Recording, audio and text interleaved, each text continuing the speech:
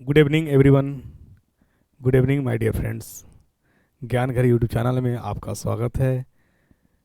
BPSC tree phase तीसरा यानी teacher requirement in test का जो आपका एग्ज़ाम होने वाला है मार्च में, उसका सेट मैं आप तक लेकर के आ रहा हूँ, जिसमें से 3 सेट आप तक पहुँच गया है। ये आपका सेट चौथा है। 4 सेट है। आप यकीन मानिए, विश्वास करिए, थोड़ा सा मुझ पे अगर यकीन विश्वास रखते हैं और फेथ हम पे रखते हैं तो ये जो सेट मैं करा रहा हूँ, इस सेट को ईमानदारी पूर्वक कर लीजिए। इस सेट से बाहर प्रश्न नहीं रहेगा, इसी के इर्द गिर्द घूमता हुआ नजर आएगा दायरा क्वेश्चन का, जो बीपीएससी का जो स्टैंडर्ड है। ठीक है, बस उस स्टैंडर्ड को मैं मेंटेन करते हुए चल रहा हूँ। जहाँ से क्वेश्चन पूछ रही है, मैं उस क्वेश्चन को लाने को, ये भी पता है कि क्वेश्चन कहाँ से पूछ रही है और किस तरह से पूछ रही है। ठीक है, इसलिए अब समय नहीं है कि आप, अगर हम किताब ही बता दें तो आप उस पूरी किताब को पढ़ लीजिएगा, क्योंकि एनसीईआरटी का जो इंडेक्स है वो पूछता है, और कुछ जो है क्या कहते हैं रेफरेंस बुक है। जैसे एशचंद की बात कर लीजिए, ठीक है ना, स्टूडेंट्स फ्रेंड्स की बात कर लीजिए, तो ये सारे बुक है, तो बहुत सारे बुक हैं। ठीक है, वो आपके लिए संभव नहीं, मैं उस सारी चीज़ों को क्वेश्चन के ही माध्यम से आप तक पहुंचाने का कोशिश करूंगा, जो कंसेप्ट है कंसेप्ट बताने का प्रयास करूंगा। इसलिए आपसे विनती, रिक्वेस्ट, निवेदन होगा कि सेट को लगातार बनाइए, लगातार प्रैक्टिस करिए।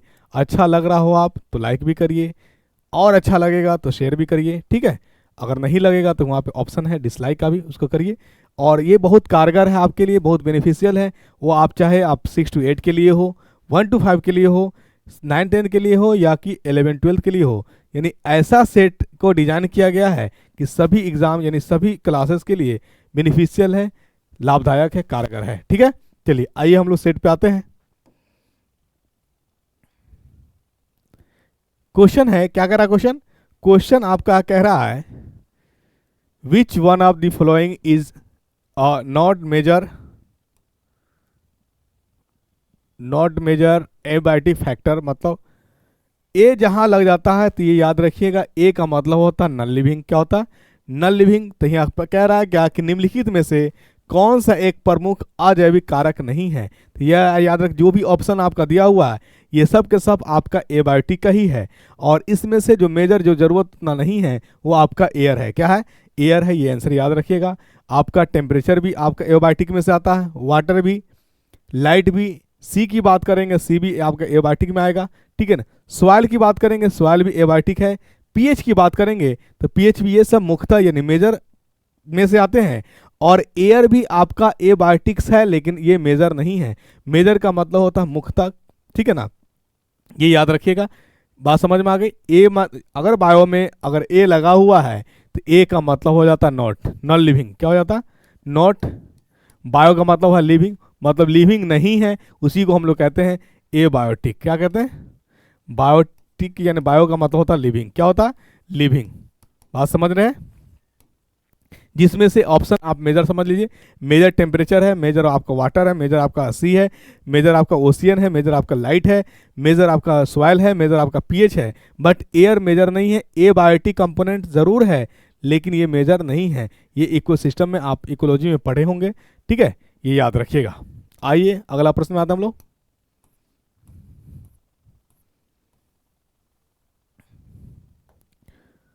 वायरस में मौजूद है, ये याद रखिएगा कि वायरस में डीएनए और आरएनए दोनों मौजूद होता है। डीएनए और आरएनए दोनों मौजूद होता है। अगर आपसे पूछ दे क्या वायरस के पास लिविंग कोशिकाएं होती है या नॉन लिविंग कोशिकाएं होती है, ये याद रखिएगा कि वायरस के पास न ही लिविंग कोशिका है और न ही नॉन लिविंग कोशिका है। ये डिपेंड करता है होस्ट पे, ये मेजबान पे डिपेंड करता है कि मेजबान कैसा है। अगर मेजबान एक्टिव हुआ तो वायरस भी एक्टिव हो गया। मेजबान मेजबान उसको कहते हैं जो खातिरदारी करेगा। जैसे सपोज करिए कि आप कहीं गए तो आप गेस्ट कहलाएंगे, और आपका जो रेस्पेक्ट करेगा, जो आपकी खातिरदारी करेगी, वो आपका होस्ट कहलाएगा, मेजबान कहलाएगा। ये याद रखिएगा। तो वही चीज़ है हमारा वायरस की, यानी वायरस में डीएनए और आरएनए दोनों होता है। इसमें ना ही लिविंग सेल होता है और ना ही नॉन लिविंग सेल, मतलब ना ही जीवित कोशिका और ना ही अजीवित कोशिका। इसमें इसमें जो होता है ये डिपेंड करता है, ये निर्भर करता है किस पे? होस्ट पे करता है। किस पे निर्भर करता है? होस्ट पे निर्भर करता है। और ये याद रखिएगा, ठीक है, ना ही इसमें लिविंग कोशिका है और ना ही नॉन लिविंग कोशिकाएं हैं। ठीक है, ये याद रखिएगा। इसमें डीएनए और आरएनए दोनों पाया जाता है। एक चीज मैंने बताया था कि आरएनए में जो हमारा यानी नाइट्रोजनस बेस है यूरासिल पाया जाता है, ठीक है, और डीएनए में यूरासिल नहीं पाया जाता है। ये मुख्यतः याद रखिएगा।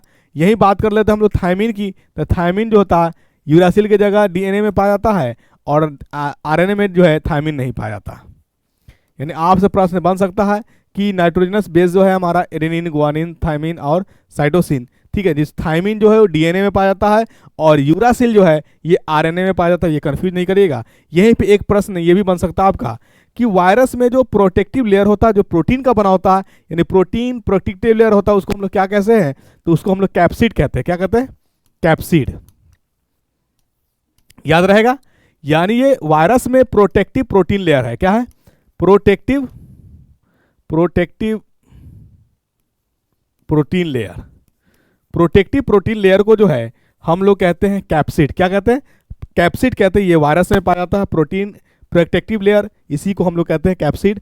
अगर मान लिया जाए ये कवर होता है, मतलब इन्वेलप में पैक होता है, प्रोटीन प्रोटेक्टिव लेयर पाया तो जा रहा है लेकिन इन्वेलप में नहीं है, तो उसको हम लोग क्या कहेंगे? उसको हम लोग कहेंगे नेक्ड वायरस। क्या कहेंगे? Naked virus. ये याद रखिएगा, नग्न विषाणु वायरस। नेक्ड वायरस कहेंगे किसको? यानी प्रोटीन प्रोटेक्टिव लेयर तो पाया उपस्थित है, यानी कैप्सिड है, लेकिन विदाउट इन्वेलप है, इन्वेलप में नहीं है, तो उसको हम लोग कहेंगे, क्या कहेंगे? नेक्ड वायरस कहेंगे। यानी क्वेश्चन बन सकता है, पूछा जा सकता है, क्योंकि इस क्वेश्चन को पूछा गया था एग्जाम में, ठीक है ना। अब बात समझ। यानी देखिए, अगर लैंग्वेज अगर इस तरह से नहीं मिला तो मैं अभी जो सेट में जाने जो आपको डिस्कस करा रहा हूं, ये से क्वेश्चन आपको जरूर रहेगा डायरेक्ट। यानी क्वेश्चन जितना भी बातें मैं कह रहा हूं आपको, जो बता रहा हूं, ये सब अपने आप में क्वेश्चन है। क्या है? अपने आप में क्वेश्चन है, किसी ना किसी एग्जाम में कहीं ना कहीं पूछा हुआ है, ठीक है ना। इसीलिए इग्नोर नहीं करेंगे, ठीक है। इग्नोरेंस की कहानी तो मैं बता ही दिया हूँ। तीसरा सेट अगर आप देखे होंगे तो उसमें एक कहानी बताया थी इग्नोरेंस की। इग्नोरेंस करने से कितना बड़ा क्षति हुआ, लॉस हुआ है। इसीलिए आप तैयारी कर रहे हैं तो आपके लिए कारगर साबित हो रहा होगा, और कारगर है भी, भले आपको नहीं लग रहा हो, ठीक है। चलिए आइए अगला प्रश्न में आते हैं हम लोग। यानी समझ में आ गया, वायरस के पास डीएनए और आरएनए दोनों होता है। अगर आपसे पूछा जाए क्या वायरस के पास लिविंग कोशिका है, तो नहीं। क्या नॉन लिविंग कोशिका है, तो नहीं। नहीं लिविंग, नहीं नॉन लिविंग। वायरस के पास जो प्रोटेक्टिव प्रोटीन लेयर जो होता है, कोटिंग होता है, उसको हम लोग क्या कहते हैं? कैप्सिड कहते हैं, जो इन्वेलप में होता है। अगर मान लीजिए जो पैक नहीं होगा, विदाउट एनवेलप होगा, उस वायरस का क्या नाम पड़ेगा? तो उस वायरस का नाम नेक्ड वायरस पड़ेगा। क्या होगा? नेक्ड वायरस, मतलब नग्न विषाणु कहलाएगा, ठीक है। चलिए अगला प्रश्न क्या है आपका? Insect habitat for gas exchange, यानी कीड़ों में जो है गैस विनिमय के लिए क्या पाया जाता है? तो ये याद रखिएगा कि कीड़ों में गैस विनिमय के लिए ट्रेकिया पाया जाता है। क्या पाया जाता है? ट्रेकिया, ठीक है, याद रहेगा। और यहीं पे कहा जाए अगर कि वॉइस बॉक्स, जो वॉइस बॉक्स को क्या कहते हैं हम लोग? लैरिंग्स कहते हैं। क्या कहते हैं? और फूड पाइप को वेसोफेगस, ठीक है, और विंड पाइप को फेरिंग्स। जहां पे विंड पाइप और फूड पाइप दोनों खुलता है उसको हम लोग क्या बोलते हैं?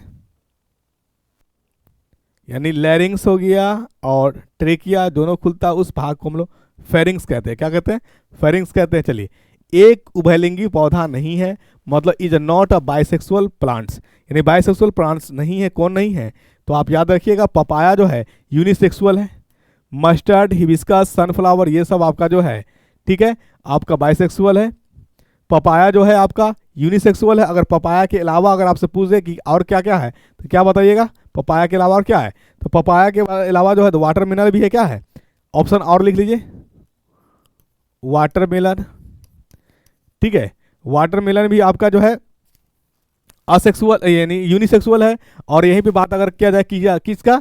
कुकुम्बर की, कुकुम्बर भी आपका क्या है? यूनिसेक्सुअल। ये सब एग्जांपल लिख लीजिए, ठीक है ना।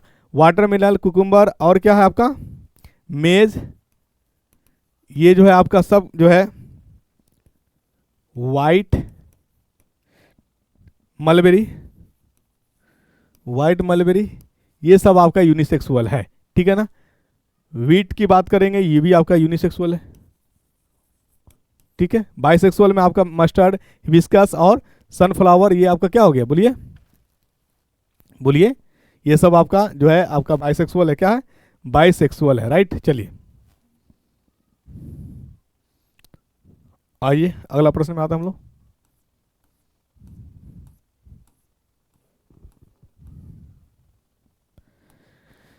फ्लेवर सेवर आनुवंशिकी रूप से संशोधित किया जाता है। तो फ्लेवर सेवर जो है ये आनुवंशिक रूप से किसका है, ये आनुवंशिक रूप ये जो है आपका टोमेटो का, किसका है, टोमेटो का, ये याद रखिएगा। फ्लेवर यानी जेनेटिक रूप जो है, जेनेटिक मॉडिफाइड, जेनेटिकली मॉडिफाइड जो है आलू का है। फ्लेवर सेवर यानी जेनेटिकली मॉडिफाइड जो है आनुवंशिक रूप से जो इसका क्या कहता जाता है, उगाया जाता है, इसी को हम लोग कहते हैं जेनेटिकली मॉडिफाइड। और इस ये नाम है हमारा फ्लेवर सेवर, ये आपका पोटैटो का है। वही बात अगर सॉरी पोटैटो कहते हैं, टोमेटो का है, टमाटर का है, पोटैटो नहीं है, आलू का नहीं है, ये टमाटर का है, ठीक। यहीं पे अगर बात आपका कर लिया जाए क्या कि एप्पल का जेनेटिक मॉडिफाइड क्या है, तो एप्पल का जो है, एप्पल का जेनेटिकली मॉडिफाइड जो एक्रेटिक एप्पल है। याद रखिएगा, अगर आपसे पूछ दिया जाए कि एप्पल का जेनेटिकली मॉडिफाइड नेम क्या है, तो एक्रेटिक एप्पल है। कॉटन का आप जान रहे हैं, बीटी कॉटन, ठीक है। और राइस का जान रहे आप, गोल्डन राइस, क्या है, गोल्डन राइस, राइस का क्या है, गोल्डन राइस, ये आपका जो है जेनेटिकली मॉडिफाइड है, राइट। आए बात समझ में, यानी टोमेटो हो गया आपका, एप्पल हो गया, कॉटन हो गया, राइस हो गया, इसका जेनेटिकली मॉडिफाइड आप समझ गए, ठीक है ना। सेब का क्या है, बोलिए, एक्रेटिक एप्पल, बिल्कुल सही है। चलिए, और कॉटन का, बीटी कॉटन, गुड। और बीटी कॉटन नहीं होता ऑप्शन में, और क्या हो, दूसरा होगा तो क्या बोलिएगा, बोलिए, बीटी कॉटन अगर नहीं हो और उसके जगह दूसरा नाम होगा तो बीटी कॉटन को जो है, बीटी कॉटन को क्या जा रहा, बीटी कॉटन का जो है इंसेक्ट रेजिस्टेंस जीएम भी बोला जाता है। क्या बोला जाता है, BT cotton also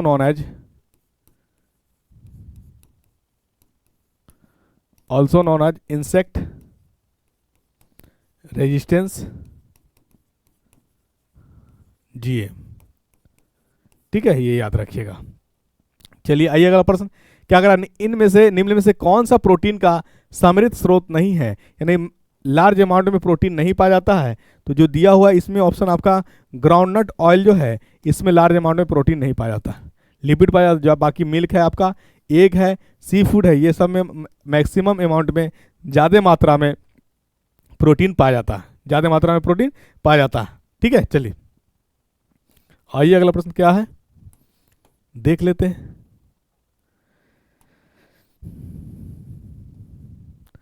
What is the principle by which a cooling system radiator in a motor car works? आप मोटर कार में देखे होंगे, उसमें आगे रेडिएटर लगा होता है, उसमें पानी डाला जाता है, तो आखिर वो किस सिद्धांत पर काम करता है, तो ये याद रखिएगा, लिक्विड हो या गैस हो। इस तरह यानी कंडक्शन का, हीटिंग का फ्लो होना थ्रू अ लिक्विड या थ्रू अ गैसेज, ये कहलाता है कन्वेक्शन संवहन। क्या कहलाता है, कन्वेक्शन संवहन कहलाता है, ये याद रखिएगा। लिक्विड यानी इसकी एक खास बात कन्वेक्शन की हो गई, किसमें फ्लो, यानी ये जो है कंडक्शन का काम तो करेगा, यानी इसमें हीट जो ट्रांसफर होगा लिक्विड फेज में हो या गैसियस के फेज में हो, ये याद रखिएगा। और ये नेचुरल वे में भी होता है, और इसको क्या किया जाता है, बायफोर्सली कराया भी जा सकता है, यानी लिक्विड और गैस, ये मेनली याद रखिएगा इसमें। और इसमें जो है एक और बल्कि मूवमेंट होते हैं, लार्ज अमाउंट में हीट क्या होता है, फ्लो करता है बल्क के रूप में, मतलब बुलबुला के रूप में, किसके रूप में, बुलबुला के रूप में। तो ये याद रखिएगा, ये है कन्वेक्शन का मेन फंक्शन, यानी कन्वेक्शन में, संवहन में क्या होता है, पहला याद रखिएगा क्या, लिक्विड और गैस, हीट का ट्रांसफर होगा किस माध्यम से, लिक्विड और गैस के माध्यम से, बल्क मूवमेंट होगा बुलबुला टाइप में, ठीक है।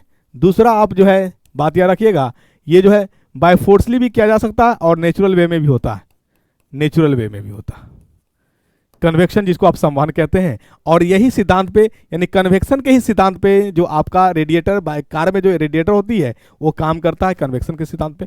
वही बात कर लेते हैं हम लोग कंडक्शन की। कंडक्शन कहते हैं किसको है, तो इसमें लार्ज अमाउंट ऑफ हीट, यानी हायर हीट टेम्परेचर से लोअर टेम्परेचर की तरफ मूव करता है थ्रू द कंटेक्ट, यानी कंटेक्ट के माध्यम से जो है एक बड़ा हीट वाला चीज़ है और कम हीट वाला चीज़ में क्या हो गया, ट्रांसफर होगा, तो उसी को हम लोग क्या कहते हैं, कंडक्शन कहते हैं।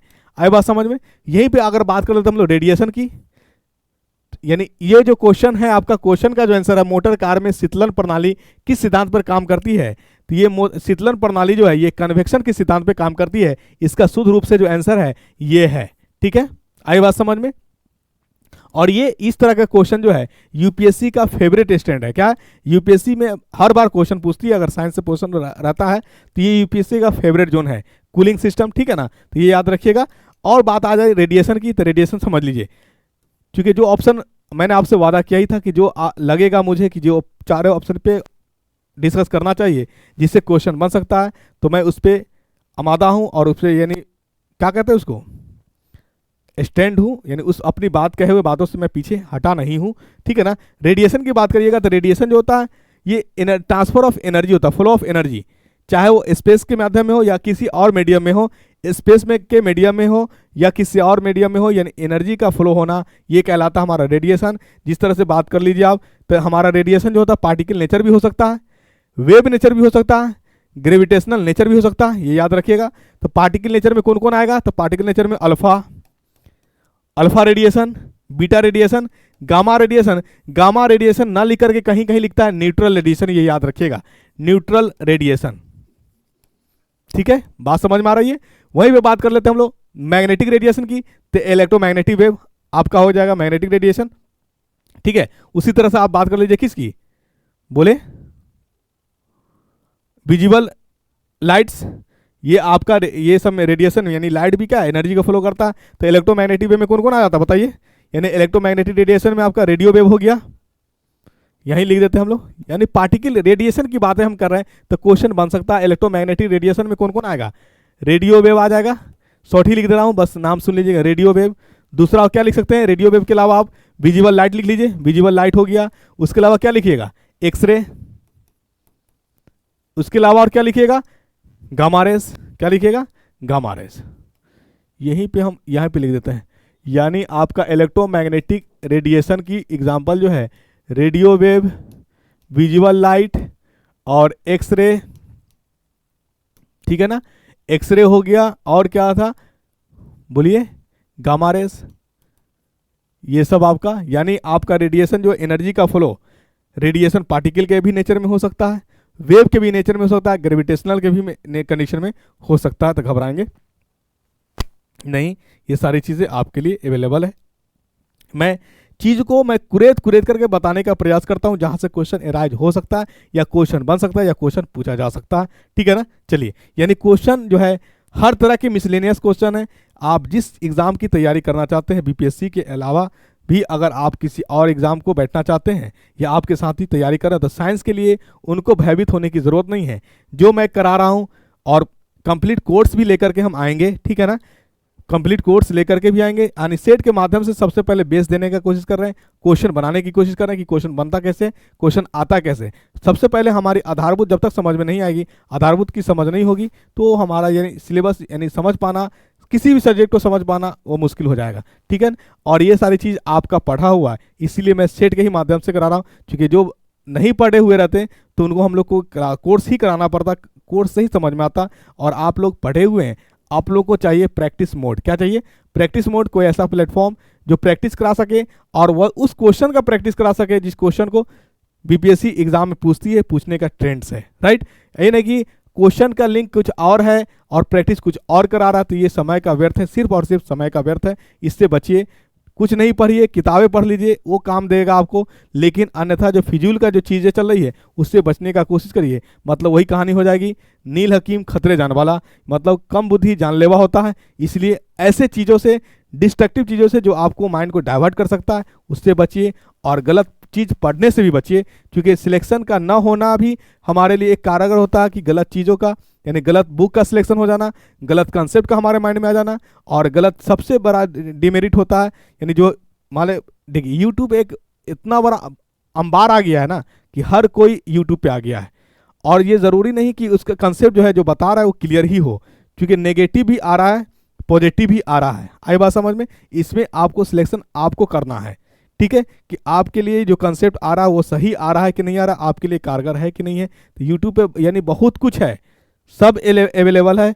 आप इसी को देखिएगा तो कई तरह से कुरेद करके समझाया हुआ है, कई सारे तोड़ मरोड़ के समझाया हुआ है। आई बात समझ में, इसलिए क्योंकि हम लोग भी देखते ही रहते हैं, ऐसा नहीं कि नहीं देखते हैं कि क्या चल रहा भी नहीं चल रहा। ठीक है, तो कोई गलत बता करके भी यूट्यूब पे, यानी अब उसको तो चाहिए क्या, बस हमको यूट्यूब पे चला दिए, उसको क्या मतलब है कि आपका सिलेक्शन हो या ना हो। ठीक है, हम चिंतित है आपके प्रति कि आपका ही सिलेक्शन, मैं वही चीज़ पढ़ाऊंगा जो सिलेक्टिव जो एग्जाम पूछती है, एक्स वाई जेड अनदर, यानी दूसरा चीज़ों को की तरफ, और दूसरी चीज़ हम पढ़ाएंगे नहीं जिसका ताल्लुक, यानी जिसका रिलेशन, जिसका संबंध क्वेश्चन के पेपर से नहीं है। ठीक है, चलिए आइए क्वेश्चन पे आते हम लोग।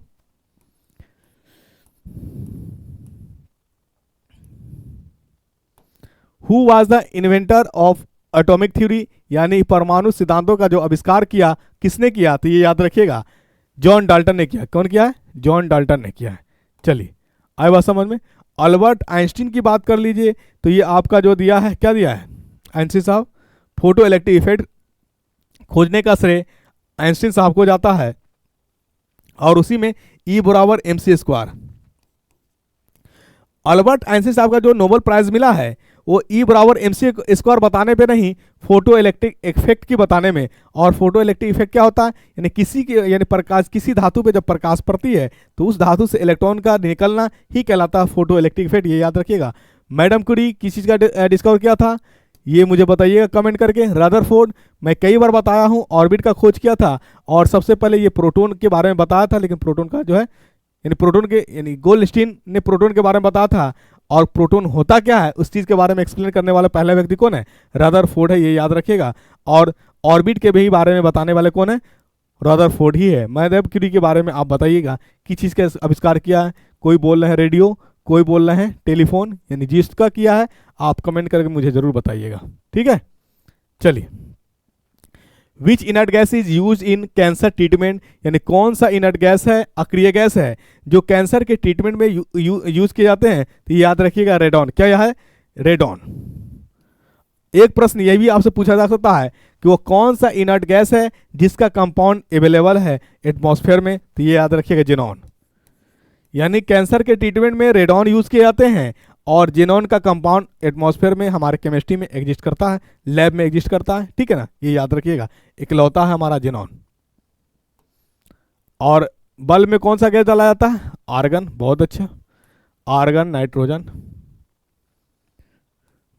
बिहार शिक्षक भर्ती फेज 3, देखते देखते फेज 1 गुजर गया, फेज 2 गुजर गया, आपका फेज तीसरा आ गया, इसमें आप सिलेक्शन ले लीजिए। फिर फेज चौथा आने वाला है अगस्त में, उसमें सीट कितना रहता नहीं रहता इसका कुछ नहीं कहा जा सकता, लेकिन अभी जो है अंबार है, सिलेक्शन आप ले ही लीजिए। ठीक है, चलिए। The acid present in soft drink, acid जो है प्रेजेंट होता है सॉफ्ट ड्रिंक्स में, वो कौन सा एसिड होता है, बिल्कुल आपने सही आंसर किया, कार्बोनिक एसिड, राइट। चलिए आंसर हो जाए कार्बोनिक एसिड का formula H2CO3।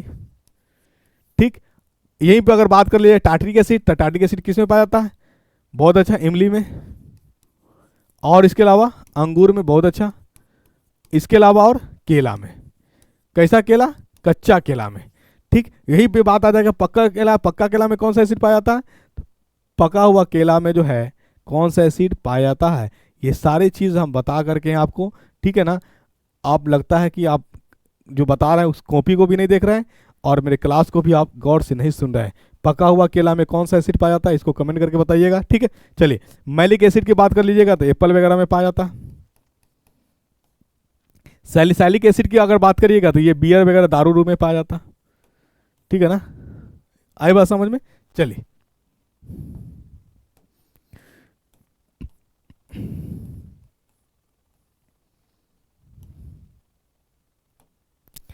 The fungi that grow on dung is called, यानी फंगी जो है, जो क्या कहते हैं, कवक जो गोबर पे उगता है उसको हम लोग क्या कहते हैं, तो कॉप्रोफाइलस कहते हैं। क्या कहते हैं, कॉप्रोफाइलस। क्या कहते हैं, कॉप्रोफाइलस, ये याद रखिएगा। कॉप्रोफाइलस को ही, यानी इसको हम लोग कह सकते हैं डंग लविंग फंगी। क्या कहेंगे, डंग लविंग फंगी कहलाता है। यानी आपका कॉप्रोफाइलस फंगी को डंग लविंग, सॉरी, ड्यूंग लविंग फंगी के नाम से जाना जाता है। किसको, बोलिए, कॉप्रोफाइलस को। कॉप्रोफाइलस यानी गोबर पे उगने वाला कवक है, इसी को हम लोग डंग लविंग फंगी भी कहते हैं, राइट। चलिए आइए अगला प्रश्न आते हैं।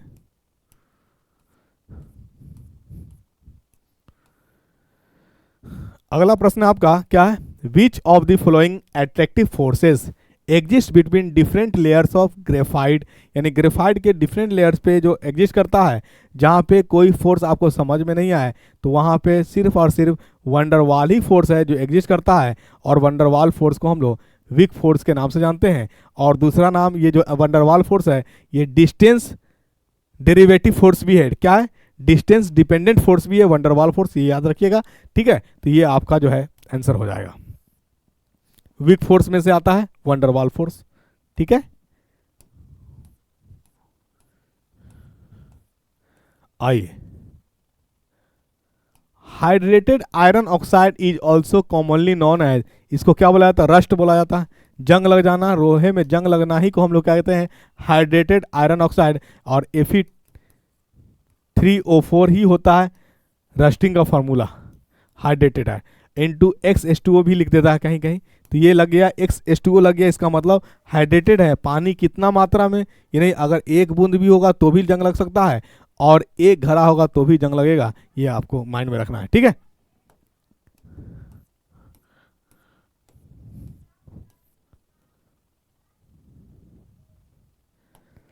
आगे question, malaria are caused by, malaria किससे होता है, तो मलेरिया के बारे में बताइए आप।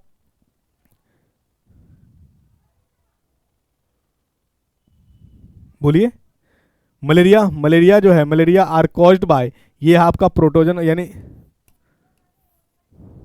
प्लाज्मोडियम से होता है। ये प्रोटोजोआ का पार्ट से, क्या है, प्रोटोजोआ के पार्ट से, ये याद रखिएगा। और क्यूरोक्विन जो है, क्यूरोक्विन जो है ये इसका मेडिसिन है, ट्रीटमेंट है जो मलेरिया का रोकने का काम करता है। ठीक है, प्लाज्मोडियम जो है प्रोटोजोन जो होता है जिसको ये किल करता है, इसको फैलने नहीं देता है, इससे मलेरिया का उपचार किया जा सकता है। और दूसरा भी बात है, पैरासीटामोल वगैरह भी इस्तेमाल किया जा सकता है। ठीक है, चलिए,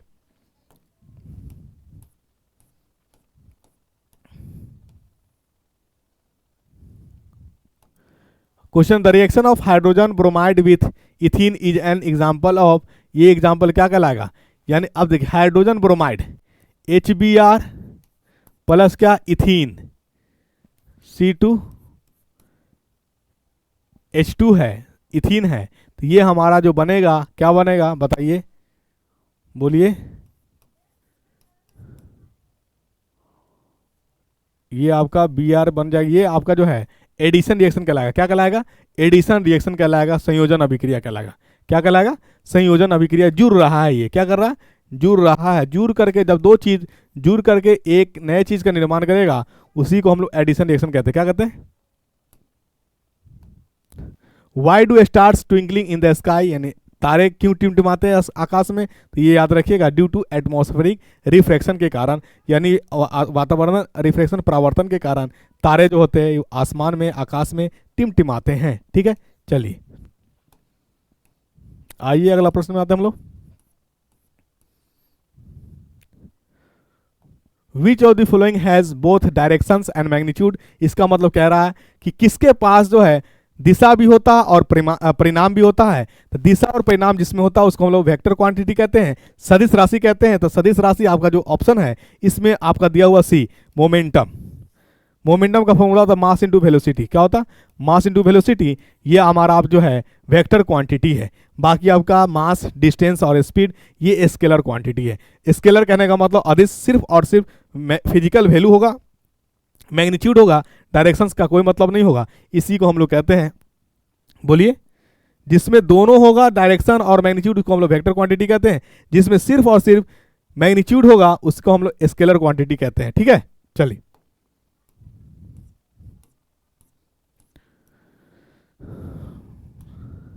galena is the ore of which of the following, यानी गैलेना जो है किस धातु का अयस्क है, तो ये गैलेना जो है लीड सीसा का अयस्क है। किसका, सीसा का अयस्क है, ये याद रखिएगा।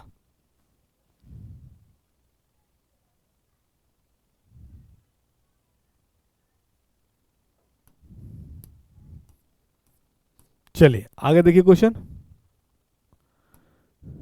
Lion and tiger belongs to the same genus, यानी किस जाति से बिलोंग करता है, तो लायन और टाइगर जो है ये पैंथर जाति से बिलोंग करता है, पैंथर्स। ठीक है, चलिए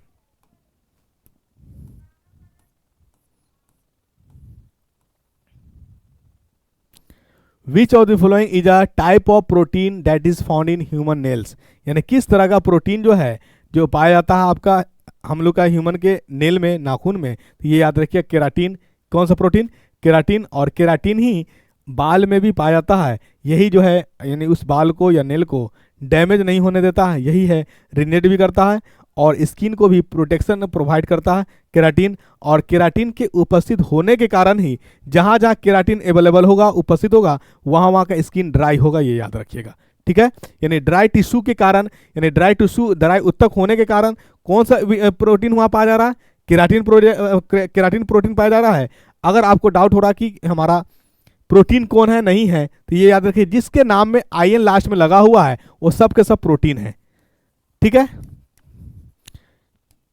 जितने भी नाम के लास्ट में आईएन लगा हुआ सब के सब प्रोटीन है। यहीं पे एक बात याद रखिएगा, जितना भी एंजाइम्स है सब के सब प्रोटीन्स है, बट सभी प्रोटीन्स एंजाइम्स नहीं है, ये याद रखिएगा। ठीक है ना, all enzymes are protein but all proteins are not enzymes, right. चलिए,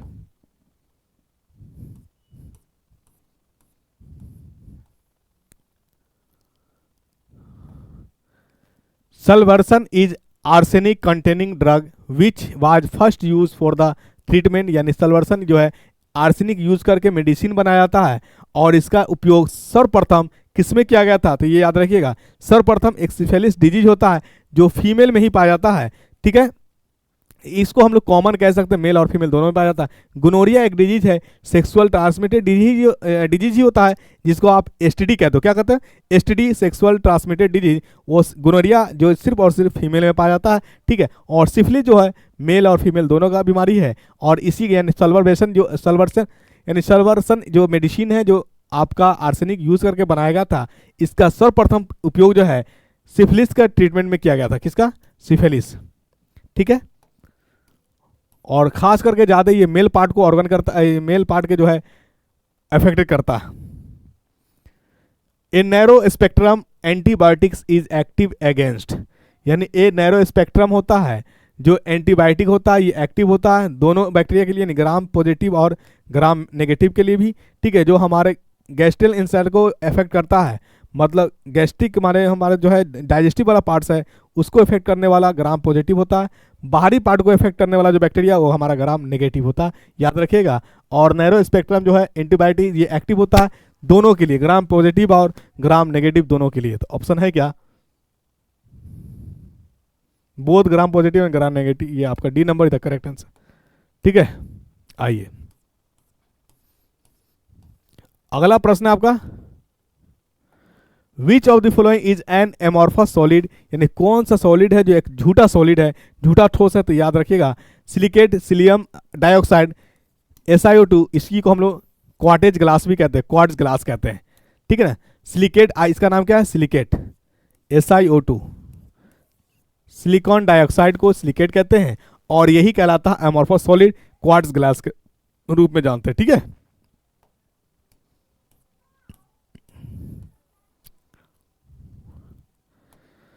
बिहार शिक्षक भर्ती का फेज तीसरा। ठीक है, कामयाब हो जाइए, बहुत अच्छा मौका है। पीछे जो गलतियां हुई इसको भूल जाइए, वो गलती रिपीट ना हो इस पर ख्याल रखिएगा।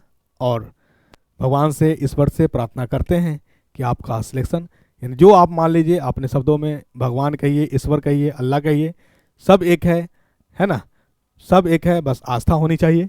ठीक है ना, इसलिए आप भगवान से प्रार्थना है, विनती है, रिक्वेस्ट है, विनती नहीं कहेंगे, भगवान से प्रार्थना कहेंगे। हम प्रार्थना करते हैं कि आप सफल और कामयाब हो जाएं। ठीक है, चलिए 24, a few statements with regard to sexual reproduction are given below, यानी कौन सा स्टेटमेंट है जिसको सम्मान किया जा सकता है सेक्सुअल रिप्रोडक्शन के लिए? तो याद रखिए, ऑप्शन पढ़िए, sexual reproduction does not always require two individual, यानी ऐसा नहीं है, ये रिगार्ड किया जा सकता है। चलिए दूसरा ऑप्शन क्या है?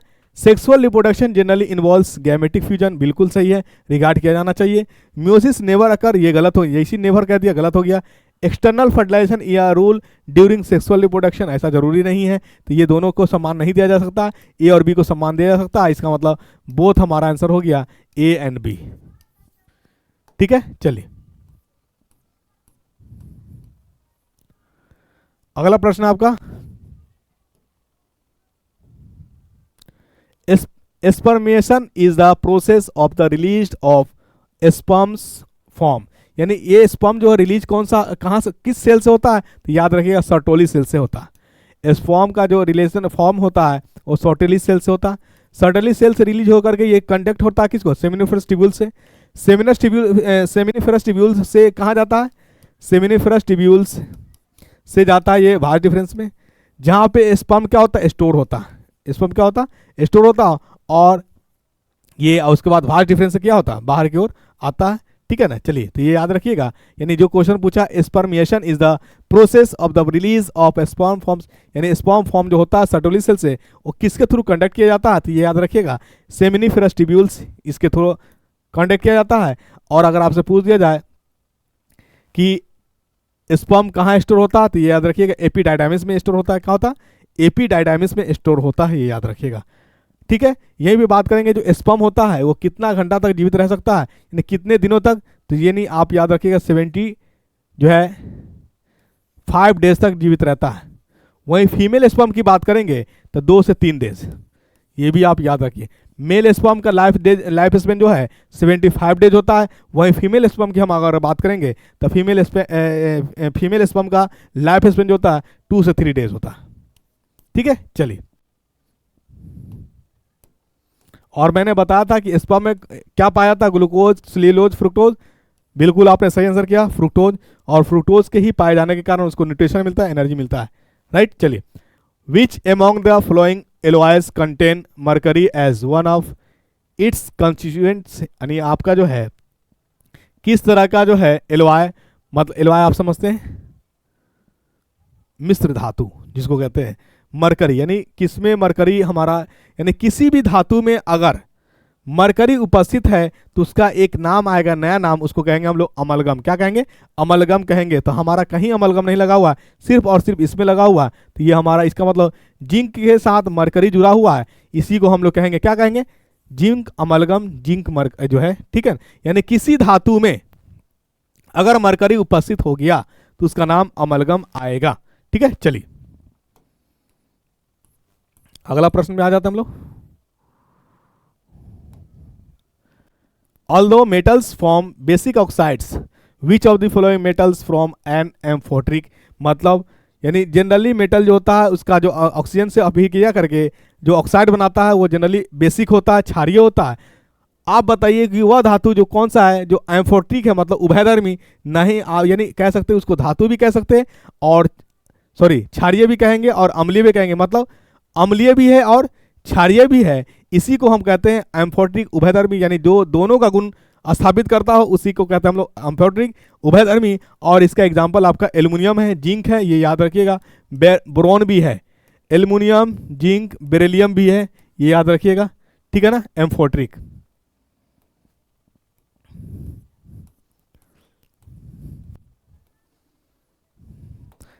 वहीं पे बेरिलियम की बात आ गई तो बेरिलियम और मैग्नीशियम की बात रखिएगा, ये फ्लेम टेस्ट नहीं देता। ठीक है, फ्लेम टेस्ट मतलब कलर नहीं देता जब जलाइएगा तो। Generally non metals are non conductor of electricity, which of the following is a good conductor of, यानी कह रहा है कि जनरली साधारणता जो होता है हमेशा अधातु जो होता है वो क्या होता है, बैड कंडक्टर होता है इलेक्ट्रिसिटी का। वो अधातु कौन सा है जो अधातु होते हुए भी बहुत अच्छा चालक है, तो ये याद रखिएगा ग्रेफाइट। क्या है, graphite is the correct answer आपका हो जाएगा।